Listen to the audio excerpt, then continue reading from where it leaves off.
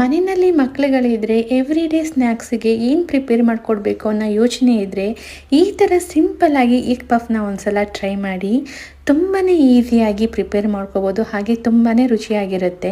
ಸಿಂಪಲ್ಲಾಗಿ egg ಪಫ್ನ prepare ಮಾಡ್ಕೊಳ್ಳೋದಕ್ಕೆ ಮೊದಲಿಗೆ ಒಂದು ಮಿಕ್ಸಿಂಗ್ ಬೌಲ್ಗೆ ಮೈದಾ ಹಾಗೆ ಉಪ್ಪನ್ನು ಸೇರಿಸ್ಕೊಂಡು ಚೆನ್ನಾಗಿ ನಾದಿ ಹಿಟ್ಟನ್ನು ರೆಡಿ ಮಾಡಿ ಸಪ್ರೇಟಾಗಿ ಎತ್ತಿಟ್ಕೊಂಡಿದ್ದೀನಿ.